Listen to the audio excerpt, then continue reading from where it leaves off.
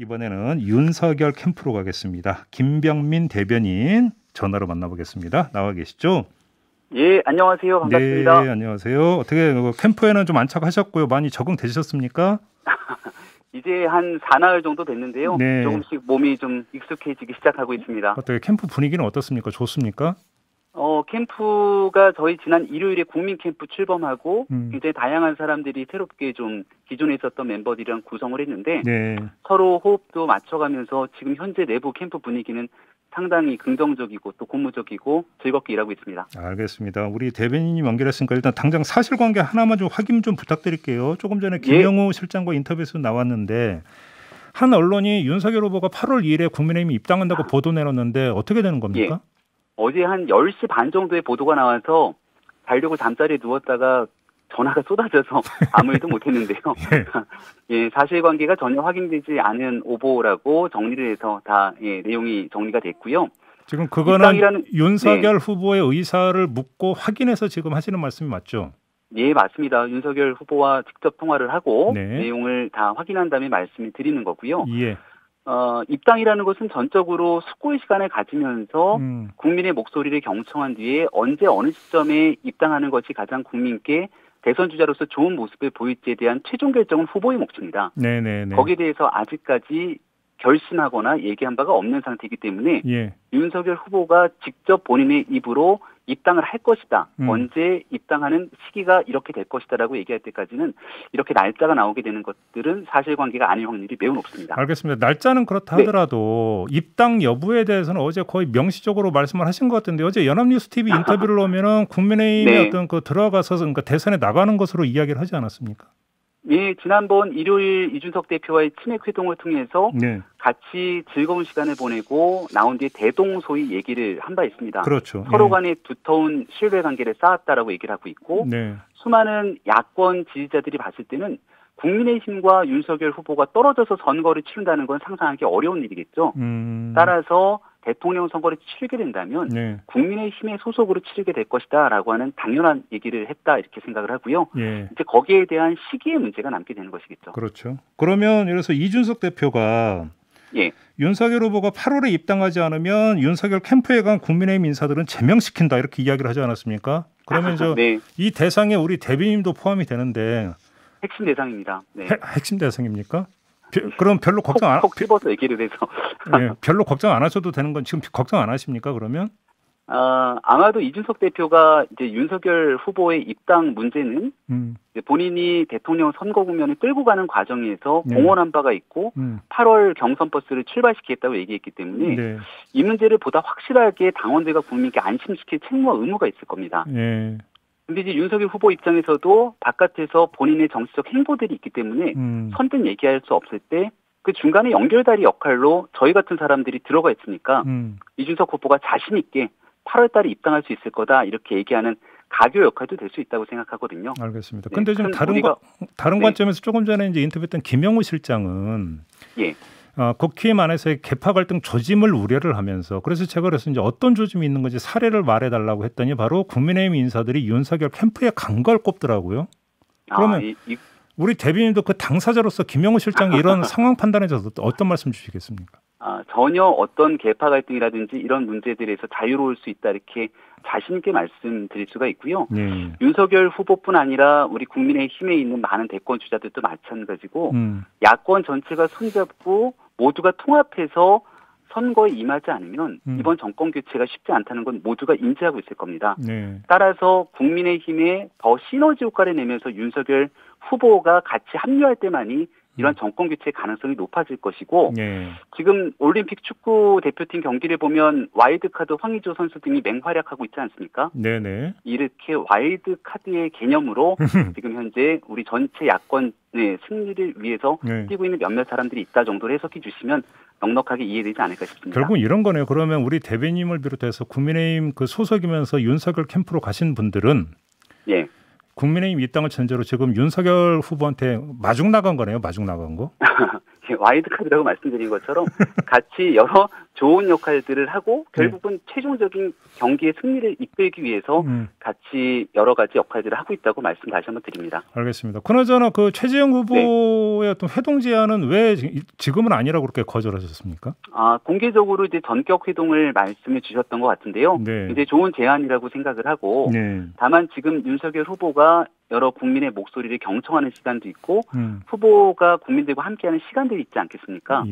지금 이제 숙고의 시간을 가지면서 정치적 결정을 그렇게 멀지 않은 시간 내에 할 거라고 말씀을 드린 만큼 국민의힘과 함께 손을 잡고 난 뒤에 최재형 후보뿐 아니라 어제 한 11명 정도 되는 아주 중요한 대선 주자들의 모습들이 면면히 보입니다. 이분들 한 분 한 분 만나뵐 수 있는 시간들은 순차적으로 진행이 될 수 있기 때문에 그 시간에 맞춰서 때가 되면 언제든지 뵐 수 있다고 말씀드리고 있습니다. 그러니까 예를 들어서 지금 그 윤석열 후보가 뭐 이래서 이제 그 민심 행보를 하기 때문에 다른 정치인을 아무도 안 만나고 있다면 지금 대변인의 그런 설명이 납득이 되겠는데 지금 정치인들 많이 만나왔잖아요, 윤석열 후보가. 그러니까 예를 들어서 뭐 이준석 후보도 뭐 만났고 안철수 대표도 만났고 여러 정치인을 만났는데 유독 최재형 후보의 그러니까 회동만은 지금 거절을 하셨길래 지금 드리는 질문이거든요. 여러 사람들을 만나게 됐을 때는 누군가가 단 한 번도 공개적인 상태에서 이렇게 만나자라고 공개회동을 제안한 모습들은 아마 찾기 어렵지 않았을까 싶은데요. 물론 그렇긴 한데 근데 그게 그렇게 중요한가요? 누구든지 편안하게 같이 뭐 퇴근길에 소주 한잔 하던가 차 한잔하면서 얘기할 수 있는 기회들은 늘 주어지게 될 텐데 공개 회동이라는 것은 만나서 이야기할 수 있는 의제들이 필요한 상황이겠죠. 이런 면들을 고려했을 때는 순차적으로 최재형 후보뿐 아니라 여러 의제를 바탕으로 대선 주자든 위력 정치인든 만날 수 있는 시간들은 차분히 차차 진행될 거라는 말씀을 드리는 겁니다. 의제의 문제다. 그러면 예를 들어서 이제 개파 문제를 회동 의제로 삼는 것 자체가 그러니까 지금 현재 단계에서는 부적절하다고 판단을 하신 거네요. 그러면 단순하게 개파 그 문제뿐 아니라 아마도 대통령 선거 국면에서 만나서 하고 싶은 여러 가지 얘기들이 있으실 것 같아요. 또 최재형 후보뿐 아니라 야권에서는 그 우리 당 어저께 11명의 후보 중에 유일한 여성 후보인 윤희숙 후보도 있을 것이고 경제 문제에 대한 생각이라든지 또 드루킹 특검에 대해서 가지고 있는 여러 가지 생각들이 다 다를 겁니다. 그런 측면들을 복합적으로 고려해서 가장 중요한 건 야권 전체의 대선 승리를 위해서 어떤 만남과 또 어떤 메시지를 가지고 유권자들께 말씀드리는 게 가장 효과적인지를 보고 판단하면서 움직이고 있습니다. 알겠습니다. 지금 유승민 후보나 원희룡 후보 이제 다 후보로 통칭하겠습니다. 이분들 같은 경우는 윤석열 후보를 거론하면서 정치 보복을 우려를 했거든요. 어떤 말씀 주시겠습니까? 어제 연합뉴스와의 인터뷰에서 아주 분명하게 이야기를 한 바가 있습니다. 그 정치 보복이라는 거는 있을 수가 없다. 그리고 오히려 이번 정부 들어서 이 민정수석실의 문제들이 상당히 드러나게 되는데요.